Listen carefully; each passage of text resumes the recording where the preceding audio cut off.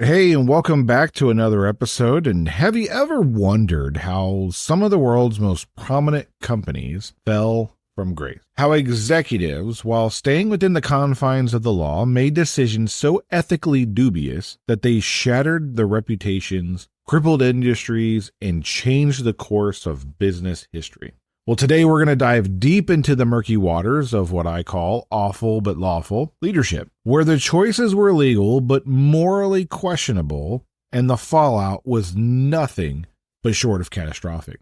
From the deceitful depths of Enron's financial scandal, we're going to take a look at just a peek behind the curtain about what goes on at senior levels in industry and in different organizations, and how people can make legal calls that may be questionable. This is Tim Staten with Tim Stating the Obvious. What is this podcast about? It's simple.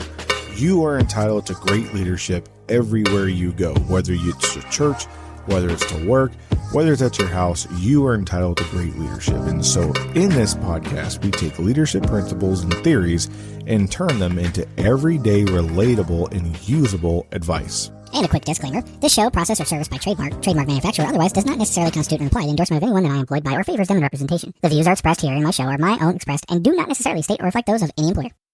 So this episode has been in the making for quite some time now, and all too often I hear stories and complaints and gripes from people about, oh, my leadership is doing questionable things. My leadership is being immoral. My leadership is doing X, Y, and Z. And then I go take a look at everything, and then it comes back that, no, it's legal. They can do that. It's not convenient for you, but it's well within the confines of what they're allowed to do. They're left in the right limits. And you just happen to be on the receiving end of what they are allowed to do and not allowed to do.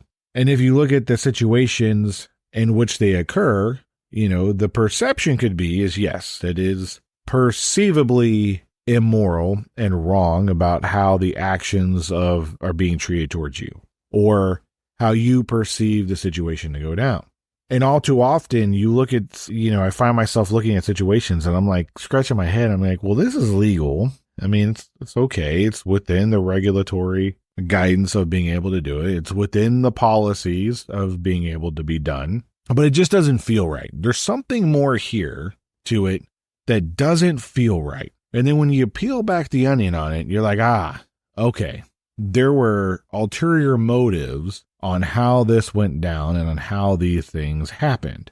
So because I can't share any real world examples from my job, I am going to share a case study. And from that case study, we can glean a lot of the same insights that are really applicable to every single organization that you can think of. Every single organization that any of you listening to this, if you look at your organization, you could probably pick something out and go, yep, that applies. Or, hey, actually, we do a really good job trying to combat against that. And I wanted to start with this little story that, because I was scrolling through TikTok and I saw a video about, there was a guy, he worked in HR, and he goes, there was this AI job posting that they were told to do for their company, and one of the prerequisites was 8 years of experience. Well, at the time that he was posting this job, it was impossible to have 8 years of AI experience. You could have had like 2 or 3, but AI didn't exist to that point yet. So the fact that you say, well, I need someone with 8 years of AI experience just wasn't going to happen. So he went to his leadership and he said, hey, look, he's like, I think there's a mistake here. You said 8 years of experience. There's no way anyone's going to have 8 years of experience. We might need to change this. And they said, no, 8 years of experience is what we're looking for. And really what we're looking for is people who are willing to do anything to get the job done. And he goes, well, anything? You mean like lie on their job application, which is kind of wrong and immoral? And they're like, that's not for you to worry about. What is for you to worry about is for you to hire the best people with 8 years of experience according to the resume. And it didn't sit right with him. Because he said, yeah, you're asking me to do something that's wrong. You're asking me to knowingly post something that people cannot meet the requirement on. And 2, you're asking me to accept the wrongness of an application. He goes, I just have a hard time accepting that. So eventually they posted the job. They hired somebody. But then this HR manager, he quit his job because he goes, I can no longer work for this organization Because if they're willing to hire somebody who is willing to do anything, to including lie, to get ahead and to get a job and to get things done, that's not a organization that they wanted to be part of. So then they quit. And I want you to think about it for a second. How many times are you put and asked to do compromising things in your position at your workplace? And inherently you think, well, that's probably not right. It's probably wrong. And then you do some digging and you're like, no, actually, what they're asking me to do, I can do. But I'm just going to have you ask this question as we go throughout this analysis. Just because you can do it, should you do it? There's a difference between something you can and you should do. This will definitely flush all this out as we go through. So the case study that we're going to do is Enron. And we kind of talked about that up front. But Enron was a major American energy company. They collapsed due to widespread corporate fraud. The unethical leadership of the executives of this organization were there because they engaged in complex accounting fraud to hide the debts and inflate profit. Basically, prove to the public, no, we're doing really, really good. We're hiding our debt and we have more profit than we have, so invest in us. We'll get you the best energy that's out there. When in fact, that really wasn't the case. So that was the bottom line underlying unethical issue. The lawful but awful part here is that while some of the initial financial maneuvers were technically legal, they were highly unethical and misleading to investors and employees. And the scandal led to Enron's bankruptcy, massive job losses, and the dissolvement of Arthur Andersen, one of the largest audit firms at the time. So the fallout of this was huge. And the Enron scandal is a prime example of how ethical dilemmas can erode trust within an organization and within the public. The financial misrepresentation done by executives and senior management made employees feel deceived as they discovered the company's true financial health was far worse than they reported. And when this type of trust is broken, it can almost never be rebuilt. So when we talk about rebuilding trust and having a system that works of trust for folks, we need to talk about whistleblower protection, right? So in this case, there is this whistleblower retaliation on behalf of the employees that raise concerns about the unethical practices, like Sharon Watkins, and they faced retaliation and they were ostracized. And this type of behavior is wrong because it leads to a culture of fear and silence where employees felt unsafe to report wrongdoing, and it eroded their trust in the company's commitment to ethical behavior. And what we're talking about here is, in an organization, you need a framework where people can talk outside of their normal chains, outside of their normal silos and hierarchies and departments in which they work in, to bring to somebody some questions or issues if they think there's something wrong, so the organization doesn't have to suffer because of a decision that a leader somewhere, somehow is making. And in this case, when somebody did do that, like Sharon Watkins, they actually were ostracized at work. They were ousted. They had retaliation against them. And that sent a clear signal to everybody else. Don't speak up. Don't do the right thing.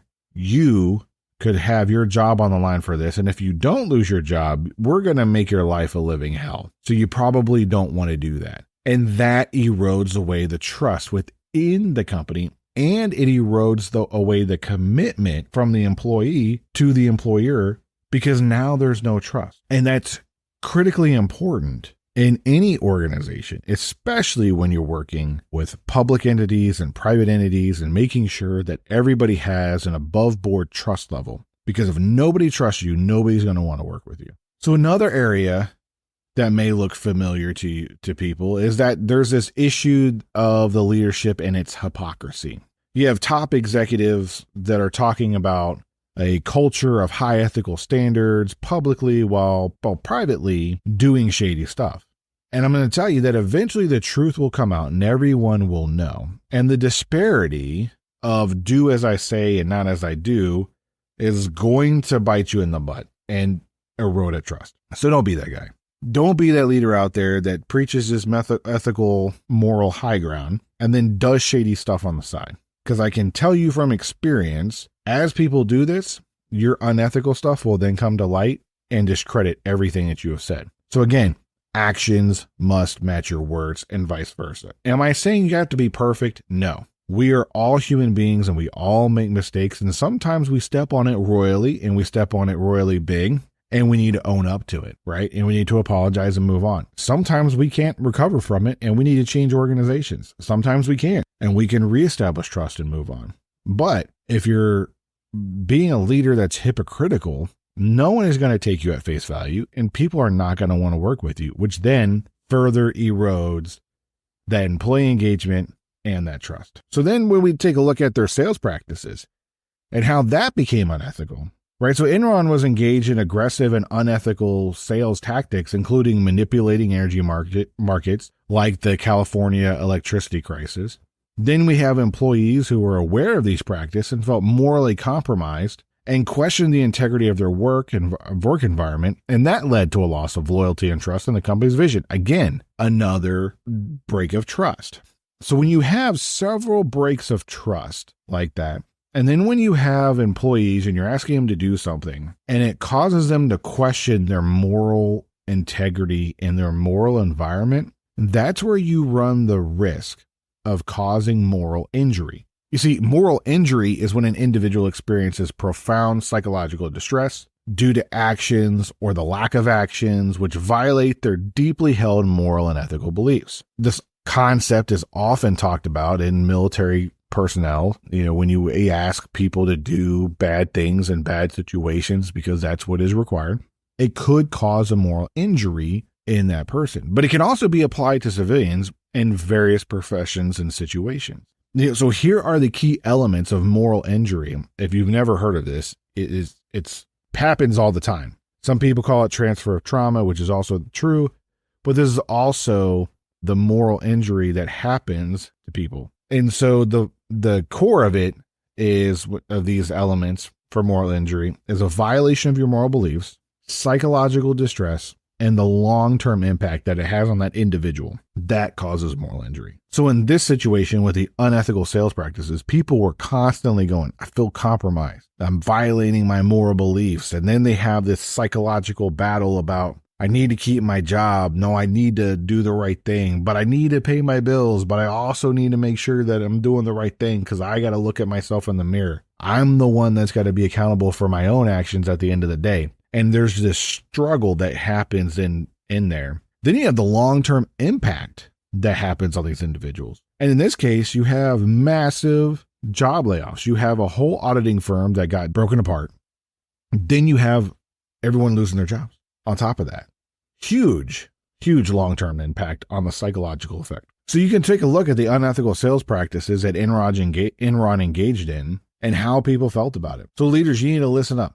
Don't do this to your people. You may be okay with doing shady and unethical practices yourself. However, most likely your people are not, and the long-term impact of your issues will hurt people more than just suffering through the issue at hand or the opportunity at hand that you're trying to get ahead of, and working hard to find the right solution, the correct solution. And lastly, when we talk about long-term impact, there were layoffs and pension losses that happened. As Enron's financial situation deteriorated and the whole company started to unravel, many employees were laid off, and their retirements and savings heavily invested in Enron stock were wiped out. And the handling of layoffs and the devastation of employee pensions, while executives were cashing out their shares, highlighted the lack of regards for the employees' futures, and it further eroded trust in the public and in the people.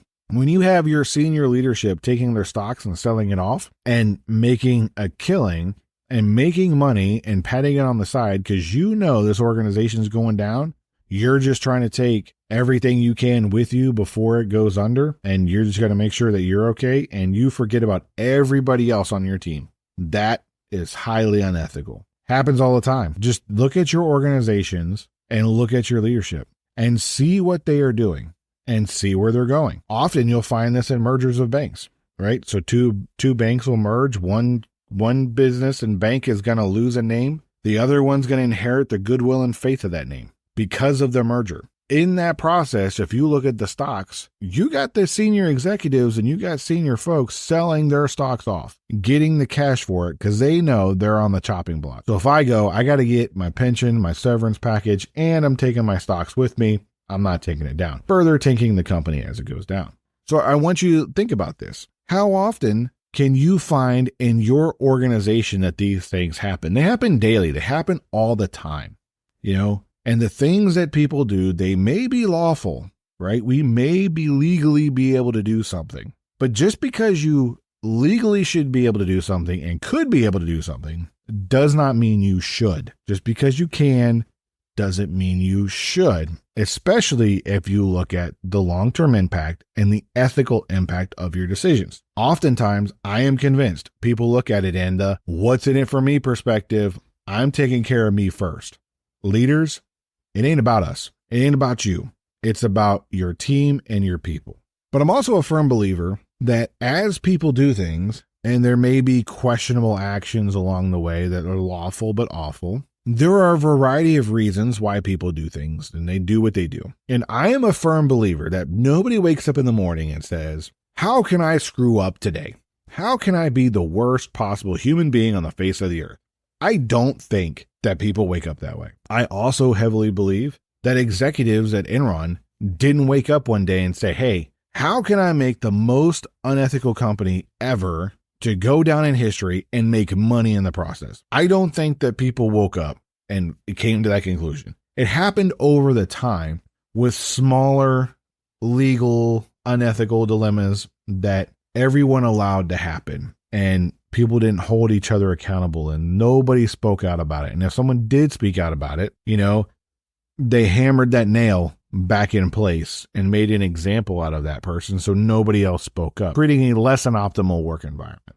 So how can we set up a framework to guard against being lawful but awful leaders, right? And I'm glad that you asked that question, because the first thing that we can do two things. The first thing we can do as senior leaders of any organization is surround ourselves with trusted reprovers. Now, if you don't know what a trusted reprover is, this is one person or a team of people who are capable and willing to tell you what you need to hear to include the truth, even when you don't want to hear it. It's the people who can tell the leadership, no, you probably should not do that. No, you should not do this. And no, you should not do that. Whatever it is. Yes, I know you legally can, but here's why you should not do what you're doing. Because the perception and the ethical dilemmas that go with it is killing the organization from within. And if we're going to have a healthier organization, we need to have trust in a healthier work environment, right? So that's like the first thing that we can is make sure that we surround ourselves with people who are going to be reprovers, who are going to tell us when we're going down a path that's probably wrong, ethically and morally, however, legally okay. And the second thing we can do is listen and respond. If you are a leader and you are at the executive level, you need to listen to the people around you that have been hired to help the team, to help you make informed decisions. That's what you need to do. You need to listen and trust. Because if we're not listening to that and then deciding to make the hard choice, again, we go back to just because I can doesn't mean I should. Just because I can do something, should I do that thing, is a different story. So as we take a look at lawful but awful, and you look at your own organizations, I'd really like to hear from your stories. Please don't be too specific, but generalities, right? We can all draw generalities from things and applicable. I used Enron as an example for this episode because the things that happened throughout this case study happen every single day in every single organization. The only reason why it hasn't blown up to national news level or worldwide news level or local news level is because it hasn't reached that boiling point of causing an issue in somebody else. But I would ask yourself, are you or your organization close to that boiling point? And can you come back and turn that heat down so you don't boil over, so you don't step on it big and make a bad legacy and reputation for yourself and for your organization? Because that's what it's about. Leaders leave great legacies and great organizations behind, not shamble. And it starts with lawful but awful, and should I versus I can. So just want to think on that. I want you to think with that for a little bit. So as always, I want to thank you for stopping by and listening to this episode, and I really hope you enjoyed it. Before I go, if I could ask a favor of you, if I could. If you could please share this episode with one or two other people who might like this topic. If you haven't followed or subscribed on the platform you're listening to this on, please hit those bells, whistles, icons, follows, you name it, so that way you know when we have a new episode that's released. And if you got some value out of this, please leave a comment or a review so we can help spread the show with other people who like the topics of the show but may not have found it yet. So your input and your feedback and engaging together really helps create the community so that other people can get something else out of this as well. Again, thanks for stopping by. I'm Tim Staten, stating the obvious.